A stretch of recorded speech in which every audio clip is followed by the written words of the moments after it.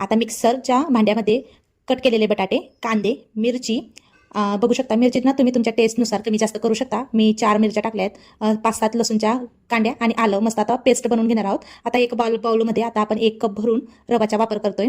रवाचा हा स्नॅक आहे, म्हणजे इन्स्टंट बनणारा हा नाश्ता आहे। 1 कप रव्यामध्ये आपण 2 कप भरून पाणी घातलेलं आहे। पाणी घातल्यानंतर आता याला मिक्स करून आपण एका साईडला ठेवून देणार आहोत, जेणेकरून जी घाण वगैरे असेल ना ती वरती असं तरंगेल आणि आपला रवा मस्त असा फुलून रेडी होईल। आता बघू शकता पेस्ट पण मस्त आपण रेडी करून घेतलंय, पेस्ट पण रेडी आहे। आणि जो आपण रवा एका साईडला पाणी घालून ठेवला होता त्याच्या पाणी निथळून आता आपण तो यूज करण्यासाठी घेणार आहोत। आता आपण जे पेस्ट बनवून घेतलं होतं ना ते पेस्ट आता याच्यामध्ये टाकून घेऊया। मीठ घातल्यानंतर थोडा चाट मसाला घालूया। चाट मसाला नंतर थोडे ओवा घेतलेत मी, हवं तर तुम्ही ओवा स्किप करू शकता। ओवा मस्त असा चुरून टाकल्या आणि थोडे जिऱ्यानंतर थोडे धने पावडरचा वापर करते मी। घरामध्ये जे मसाले आहेत तेच मसाले आपल्याला घालायचे आहेत। अर्धा चमचा मी हळद पावडर आणि थोडंसं मी तिखटाचा वापर करते, हवं तर तुम्ही तिखट स्किपही करू शकता। आणि जर तुमच्याकडे कस्तुरी मेथी असेल तर कस्तुरी मेथीही तुम्ही घालू शकता, पण माझ्याकडे न होती म्हणून मी कोथिंबीरचा वापर केलाय। आता कोथिंबीर घालून मस्त आता हे बॅटर आपण मिक्स करून रेडी करून घेतलं बरं का। आता बघा सगळं बॅटर मिक्स करून झालं होतं आपलं। मिक्स केल्यानंतर एका कढईमध्ये आता हे बॅटर आपण टाकून देणार आहोत आणि टाकल्यानंतर मस्त आता याला परतून घेऊया। आता उलटण्याच्या मदतीने ना एका ताटामध्ये किंवा परातीमध्ये याला गार करण्यासाठी आपण एका साईडला काढून घेणार आहोत। खूप जास्त गरम असल्यामुळे ना मंडळी लगेच याला हात वगैरे लावू नका, कारण खूप जास्त गरम असल्यामुळे याला आपण थोडं गार केल्यानंतर त्याचे पीठ वगैरे असं आपण मळून घेणार आहोत। आता बघा चम्मचच्या मदतीने आणि उलटण्याच्या मदतीने मी हे सगळं बॅटर पसरवून एका साईडला ठेवून देणार आहे, जेणेकरून आपली हे जे पीठ आहे ना हे गार होण्यात आपल्याला मदत होईल। आता आपण जसं चपाती किंवा भाकरीचं पीठ मळतो त्या पद्धतीने आपल्याला हे पीठ असं मळून घ्यायचं आहे, म्हणजे याच्यामध्ये गाठी वगैरे तर नव्हत्या पण तरी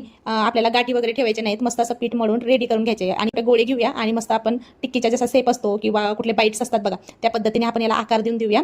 तुम्ही तुमच्या आवडीप्रमाणे कुठलाही आकार मस्त अशी पातळ अशी स्लरी जी असते ना ती आपली रेडी होऊन झालेली आहे। आता हा डब्बा पण आपण एका साईडला ठेवून देऊया आणि परत अजून आपण थोडी छोटीशी कृती राहिलेली ती कृती पण करून घेऊया।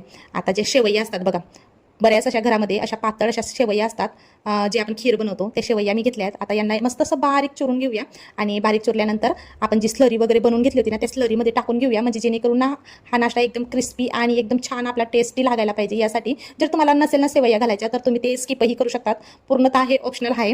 जर तुमच्याकडे असतील तर तुम्ही टाकू शकता, नसतील तर नाही जरी टाकलं ना तरी चालणार आहे। बघा एक बाउल मी त्याच्यामध्ये टाकून तुम्हाला दाखवते। असा डिप करायचा आणि असा चम्मचच्या मदतीने असा काढून घ्यायचा आणि असं डिप केलेले हे जे बाईट्स आहेत ना ते आपल्याला एकदम कडकडीत तेलामध्ये तळून घ्यायचे। आणि लक्षात ठेवा जेव्हा हे आपण हा नाश्ता जेव्हा तळत असतो ना तळत असताना अजिबात गॅसची फ्लेम कमी किंवा मीडियम ठेवू नका, एकदम हाय गॅसवरती तळा, जेणेकरून एकदम क्रिस्पी हा नाश्ता रेडी होईल आपला आणि मऊ असा लागणार नाही, कारण आपण पीठ जे होतं ना ते आधीच शिजवून घेतलेलं होतं म्हणून कच्चं वगैरे राहण्याची काही म्हणजे शक्यताच नाही।